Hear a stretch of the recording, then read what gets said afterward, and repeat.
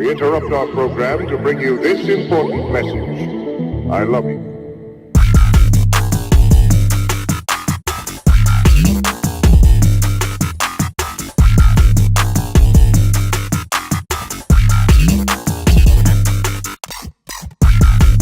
And now, coming to you from the classiest radio station on the air, this is Middle Mayor Town Hall. Geet Engine, take one. All right, hey, this is Agrod. I'm here with Jeremy. We're up here live in New Hampshire. The goal here, this today is a generator. It is a portable generator made by Chicago Electric Generators. It is a 5,500 watt, 6,500 watt max.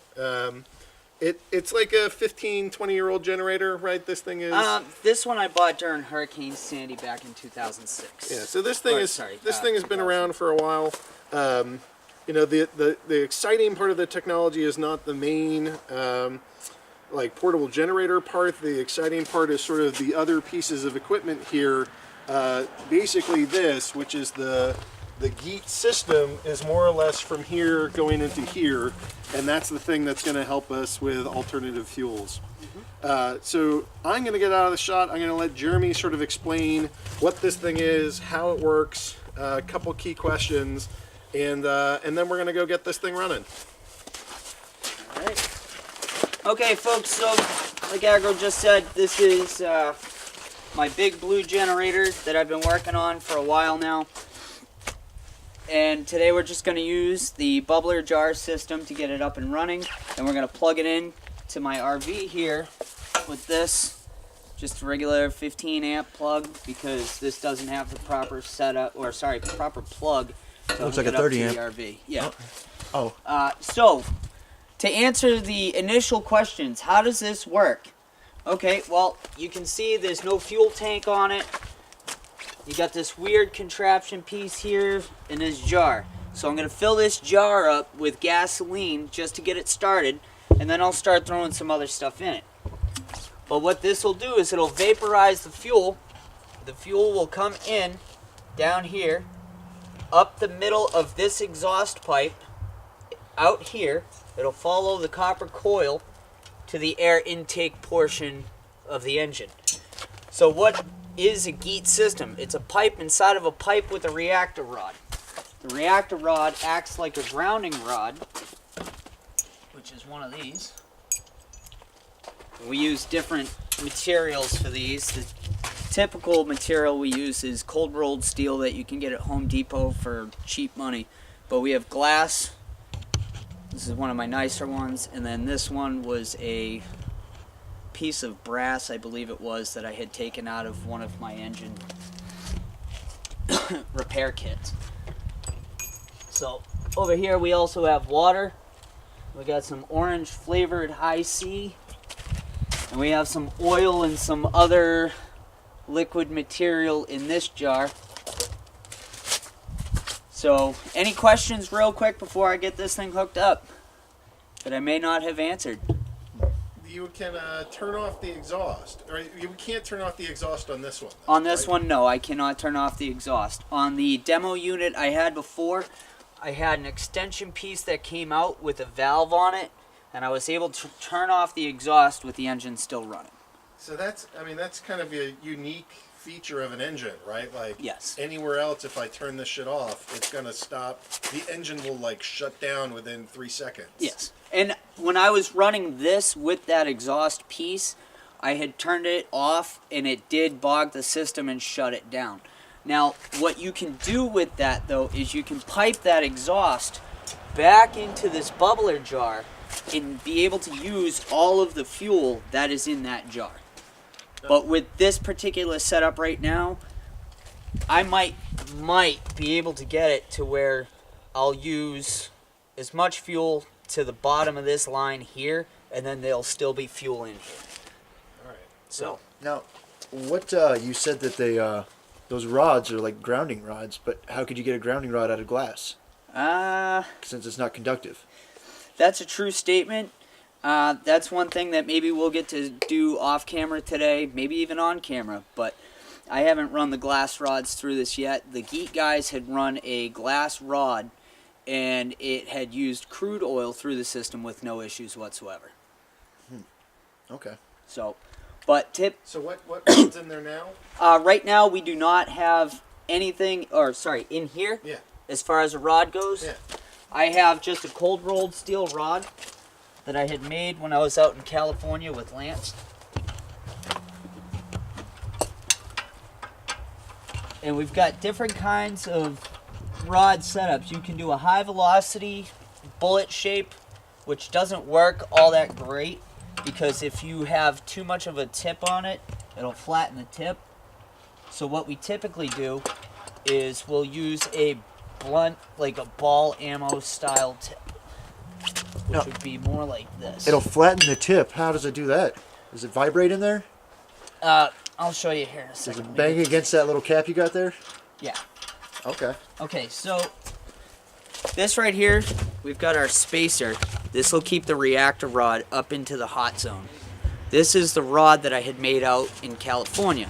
Let me zoom in on that there. Okay, so comparatively speaking, this has a high velocity tip. This has more of a ball ammunition style tip. All right. Okay, what I did was with this, I had to scrape the edges off because when this rod gets heated up, it'll come down and it'll slam on this. Okay. So it flattened out the tip. What kind of frequency is that? Is it going or is it No, this actually floats inside the reactor because of the vacuum. Okay. So as this thing fires up, it's drawing anywhere from 11 to 16 on the vacuum. That will bring this rod up and it'll float in that hot zone, which is why we have this spacer. Because if it started up and this was down here, It never get to float. right, it wouldn't be in the hot zone and it would take more Right. to get it to work. Okay. Alright, so I'll get this put back together. You're in the blast zone.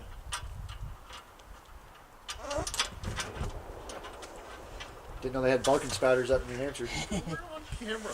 I know. Yeah, but you know what? The barking spider's got nothing on the sounds of freedom. After all this, we're gonna go out back, probably pop off a few rounds at some zombie targets and call it a get. Nice. I'm not a bad shot, for the record. I'm hearing someone else is already popping off a zombie target. Hit spy in the neighborhood yesterday. Yeah, we did. We probably shot well over 100 rounds yesterday. Oh, easily. Okay, so Gage, you want to help me out with this real quick? So like I said, we'll start this off with some gas. The hardest thing with a bubbler is getting it started because you have to mess with the air control for the air mixture.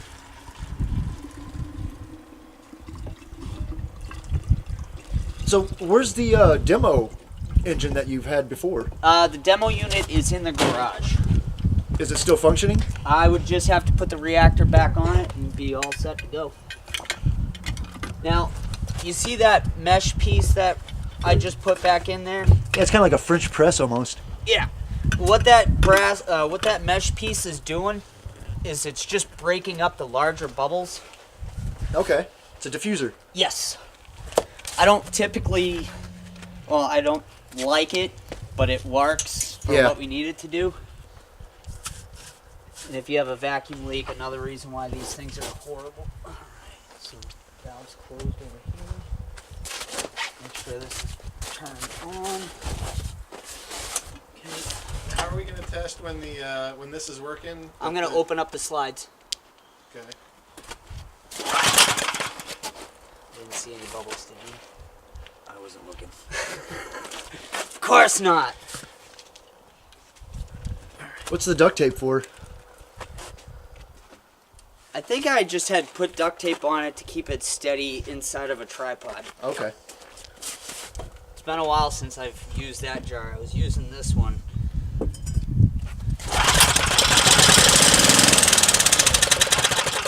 Damn it.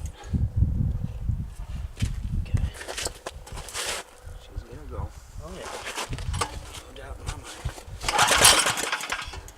Come on. I hate always hated this part. Does temperature, like if it's warmer out, does it start easier? It does. Yeah. I can Just like any vouch engine? for that. Yeah, any engine.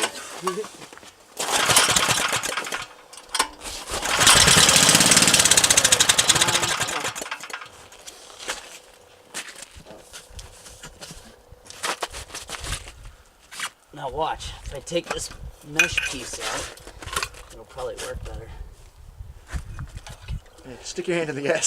Screw it. It's been happening all morning. For science. Science, yeah. Sacrifice your body for science. I told him it's a good thing he doesn't smoke butts. Yeah, this thing, I've used this plenty of times. I've had no issues with it before. And then there are other times where you put it in there What and about it just stops the flow. crimping that copper tube and then drilling a bunch of really small holes in it? I've done that before too, with Percolate it. Yeah. Yep, with a PVC pipe. I put a cap on the bottom of it. That worked out great. I had That's why my bongs have been made. Like they Dang right. I had next to no issues with it. Come on, baby. Stay with me. Ah, you bastard. Now it's gonna quiet. Look at this. it's gonna start dicking me over. The choke. Oh, this? Yeah, that's right.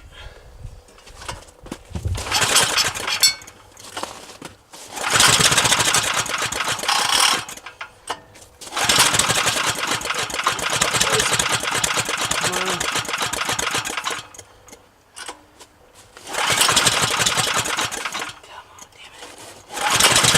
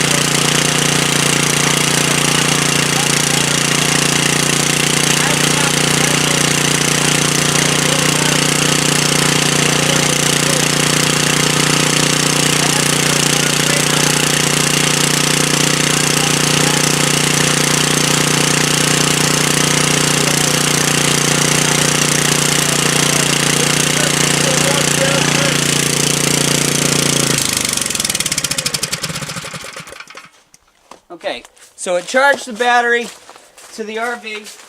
Oh, I guess I'm gonna. Sorry. You know what? Come I'll around follow here. you around. Yep. Take my camera off. Oh, no, gotta do it this way. And then we'll get some other stuff loaded up into that jar and fire it up. All right, But, go show us. Yep, we'll come on into the RV here. Santa boy, you should use vinegar so you can send that it runs off. Oh, and the lights are out. So that's proof positive because you guys just saw the lights were on. Yep, we did. So this is the RV. All the lights are out now, but the lights were just on while we were. The hell? Okay, it was my detector.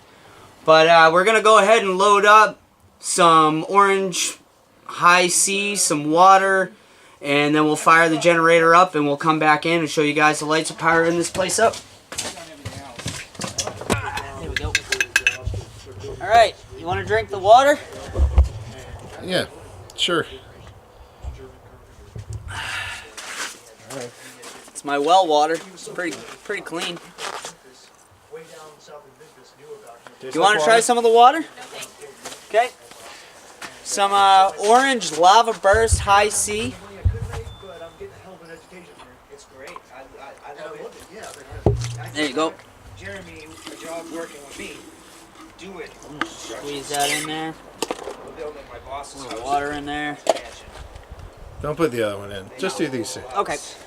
Now, here's the thing: is that water actually fueling it? Because like you can put water in your gas tank in your car, and it's not. It's gonna come out your exhaust pipe as Water. vapor, but it's not gonna actually burn. You know, it's not gonna give you any better efficiency. This burns the water.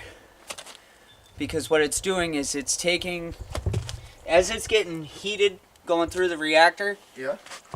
it's creating that electrolysis because you have a cold front going one way and a hot front going the other way.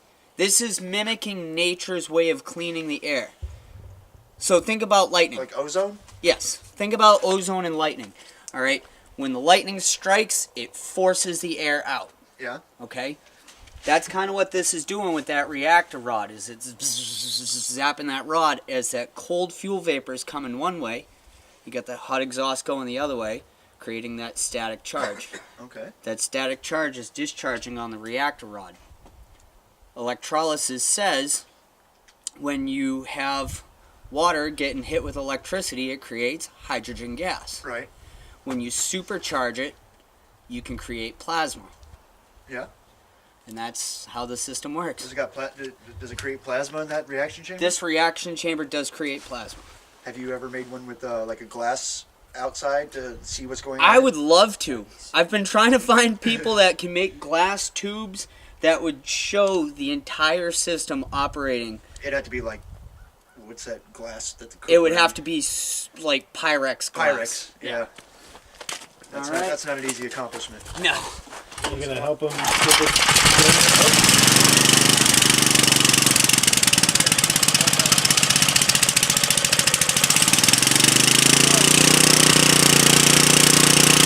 All right, let's get the camera back installed.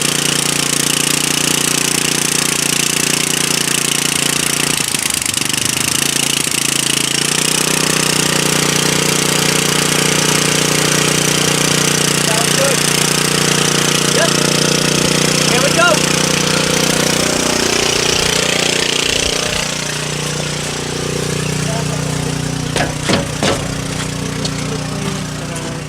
Website. Now the lights are on. The radio's running. Good afternoon. Refrigerator's operating. Music is adding to your day. Oh, there you go. Lights on in the refrigerator. Microwave is running. But just for the hell of it. Their album is called See You Around. Here's Game to Lose. Have a heard. Oh, what are they doing out there?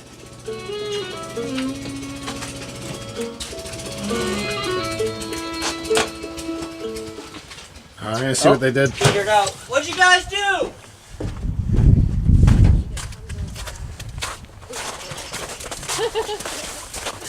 What'd you do? The choke is still out. I went down and felt the exhaust and died. Okay. I was just making sure because we had turned on the microwave. Oh, no. Oh yeah, you put it under a load. That's what was happening. Crap. Let me hold it. Okay. Thought somebody touched it. I was like, no! We were so close.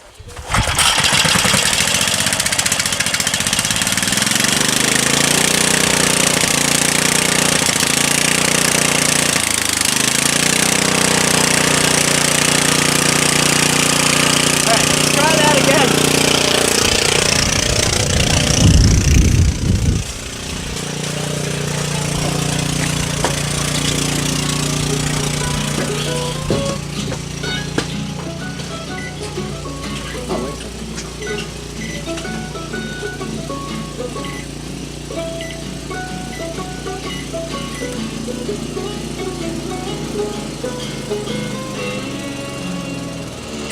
Yeah. So it's bogging the system with the microwave running, but we are running off of a bubbler jar system. So if that had an actual carburetor to the fuel line, it would be running a lot smoother, I can guarantee that. I have put this under load with a drill press, a 6-inch grinder, and a Dyson bladeless heater cranked to the max, and it was running all right. So what do you think, Agro? Man, I want to talk to Ron about it. Okay. Let's go do that next. Okay.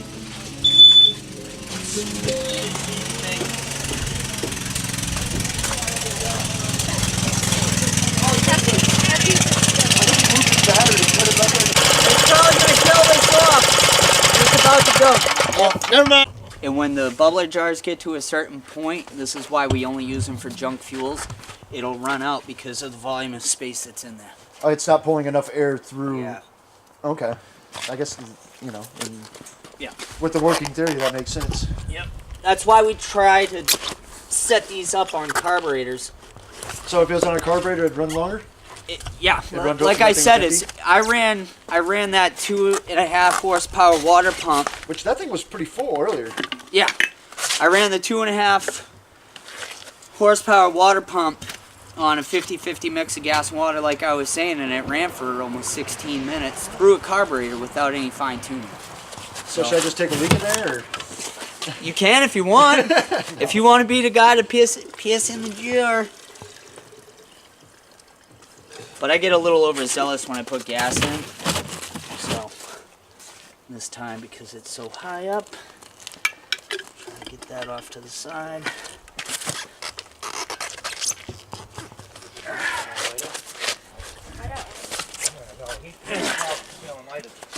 Alright, let's get this thing fired up and we'll do it again. You want to hold it? Don't get in the shot though.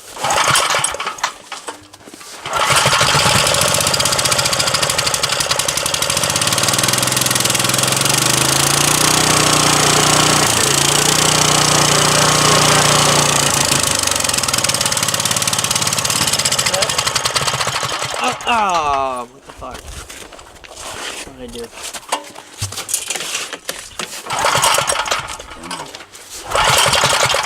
Come on!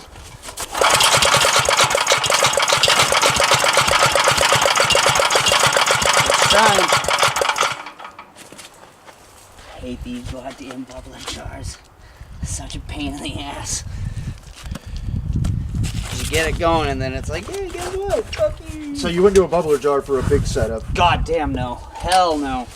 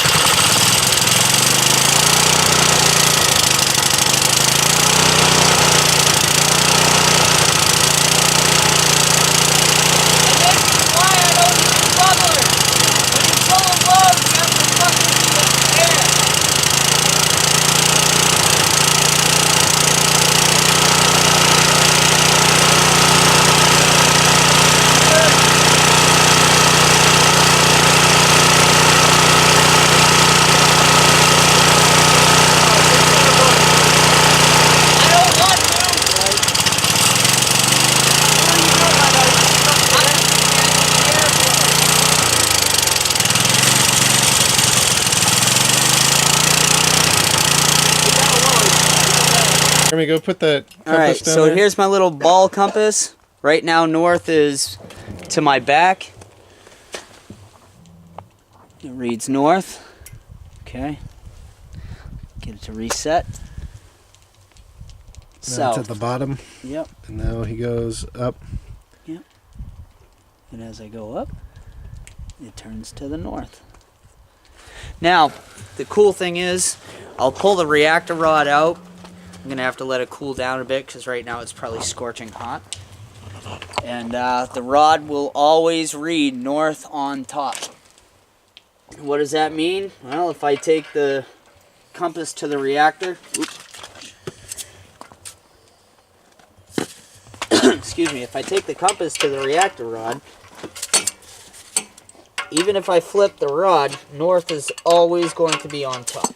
Have you tried this on different engines, like a two-stroke engine? I haven't tried it on a two-stroke. I did meet a gentleman who did when I was living in Haverhill. And, okay, so there was liquid in the line. That's not good. Yeah, the bubbles were coming up on that hose. I thought that was happening. Yeah. Get some snow on it. Probably not a good idea, but it's better than cooking my hand. Is it cold enough yet? Yeah, it's all right. So, and you can see the discoloration. You've got dark end here. You can almost see like a little bit of a spiral going around it also. So where'd my compass go in my pocket? Now I know you can take a nail and wrap a wire around it and put a charge through that wire, and Yep. It'll magnetize the nail. Yep. So That's not- north, Yeah. south, flip it, north, south. So again, north being here, south being here. And that's just cold rolled steel, right? Yep, cold rolled steel. Find my northern. Will that stick to your refrigerator? No. North, south, flip it. Which way is north? It's going to be right here. North, south. So this end right here is hitting into this elbow at the top? No, this end right here is down below. I thought the north was at the top.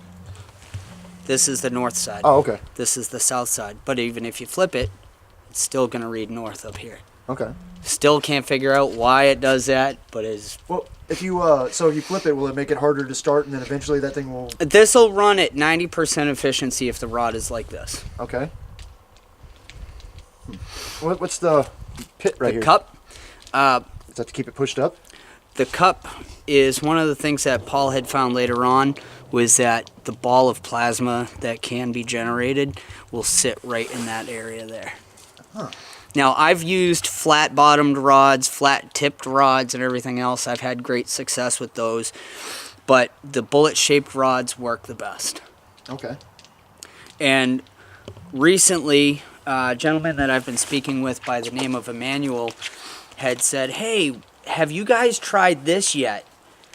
Because with a golf ball's got little divots all over it. Yeah. And it'll help it fly straighter further Yep. because of the airflow. And I'm like, no, I haven't tried that yet. So what we're going to start doing is we're going to start pitting the rods. You know, Like they a actually golf did that ball. on Mythbusters. They took a car, covered it with like 2,000 pounds of clay, and then took and cut out divots proportional. Like they blew up, they extrapolated. Okay, the size of a divot on a golf ball is this size. Yep. So on a car, it would be this size, maybe like 9-inch divots. And the car, even with 2,000 pounds of extra weight on it, got like 5 miles to the gallon better. Yeah. Right. So what we're thinking with this is that when the fuel comes in and it goes around the rod, it's going to be able to move much easier around the rod. So we could possibly shrink this rod down even further to get even better reactions out of it. But we haven't tested that theory just yet.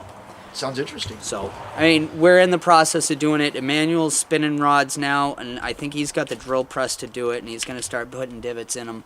Send me a rod, and I'll test things out on this side. Yeah. So, I want to thank you guys, especially for making the trip up here to see this work. I mean, you've seen it a couple of times.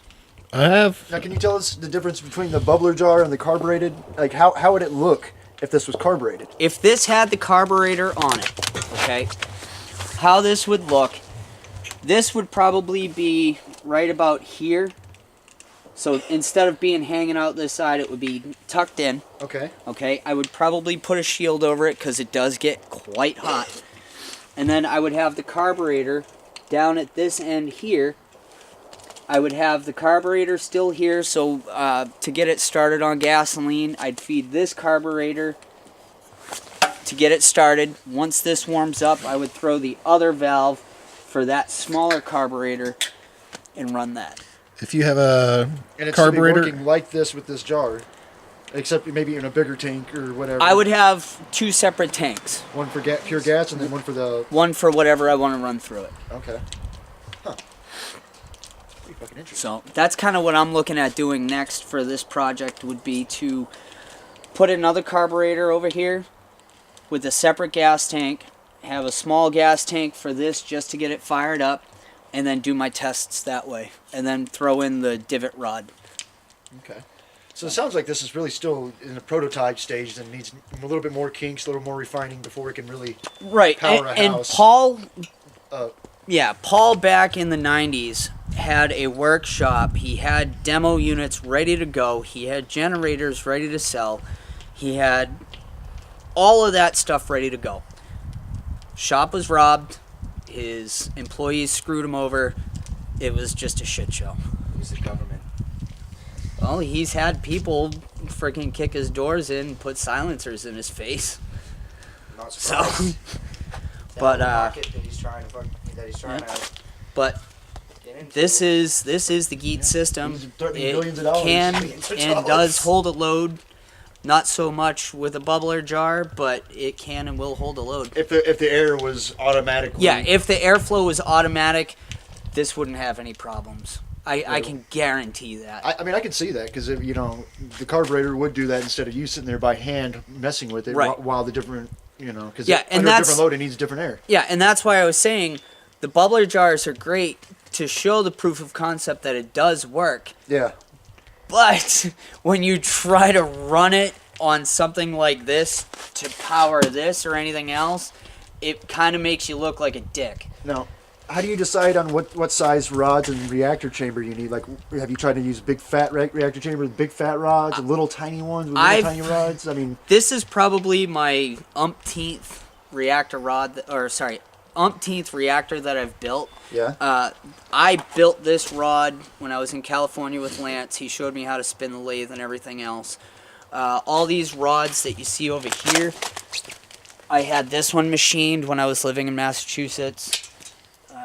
This one was also machined while I was living in Massachusetts. That one looks aluminum. All of those, I have an aluminum rod. do you think they make much of a difference what the material is? Are they Some of them give you a little bit more of a show than others. are they still magnetic, even if it's aluminum? Oh, that's what I was supposed to show you. Yeah, like the With glass the- one, like it wouldn't show you north or south anymore, would it? Yeah. How? Well, let's. Well, I mean, I could see maybe while it's running, if it's doing the ionization of that, you know, and doing all that, it's going to show then. But the glass rod, I'm Where the hell did I just put the ball? I'm losing my mind. Your shirt, your front pocket there. Nope, back pocket. Nope. That's my phone. Okay, so north is there. There's no magnetic signature at all on this. Oh, damn it. Don't break your glass rod. Shards of glass. Okay, so here's the glass rod. There's no magnetic signature at all on this What do you have rod. on the tip there? A little glue or something? Nope, It's like discolored. I don't know. I don't know. But let's go ahead and throw this in. Screw it. You guys are here. Might as well try it out. Let's do it. Shot. And the glass is going to be magnetized at the end of this. Yeah, it should have a magnetic signature showing north being always to the top, south being always to the bottom. It doesn't take an electrician to know that glass is not conductive. Yeah. So Or this is my magnetic. first time running a glass They would have rod. to be, you know. I'm kind of excited about this. It would have to be conductive in order to be magnetic. Hey, Joe. What's up, Endo? Getting ready to fire this up with a glass rod. Hi. Fruit's nasty. Oh, sweet. Treats for the dog. Thank you, sir. You're welcome, folks. All right. Here we go. Let's go ahead and unplug this. Hey, you want to go? Yeah. Here, I'll hold that. You got a little more lead in your ass. You make a better job. Here, I'll hold the camera if you want.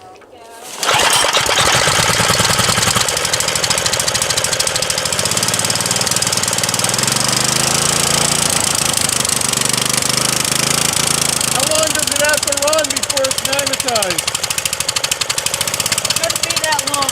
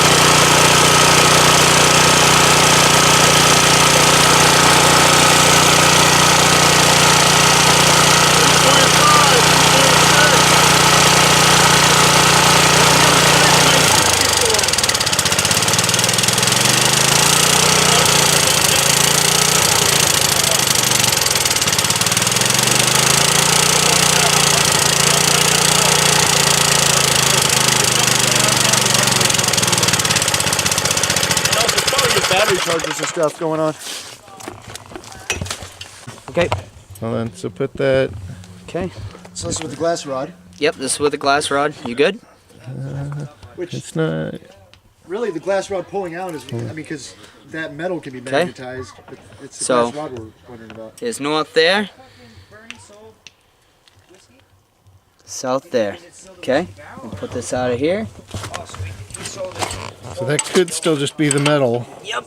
Now, your glass, is it going to shatter when it hits this cold snow? I hope not. It's gonna, I would protect your glass. Yeah. And your face. You got like a piece of paper to drop it on? Or Nope. I'm gonna just. How use about my that? shirt. How about your styrofoam cup? That'll probably melt right through it. We'll just use It's this. probably gonna melt your. Oh, it's okay. This is one of those. I don't care. It's a junkies. But that metal isn't hot. Down below here? Yeah. No, it's barely even warm. It'll get hot if you let it run long enough, but.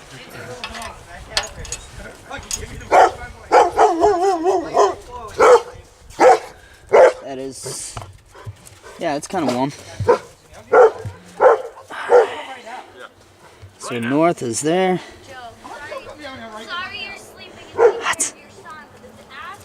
really fucking hot. Can you pick it up with your shirt? He came down, he's like... There we go. All right, let's see if this is gonna do it. I've never done this before, so...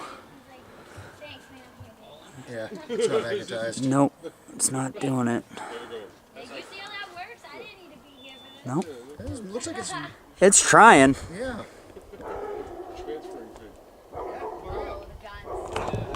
Yeah. I'd be interested in if it matters if it happens longer. Maybe.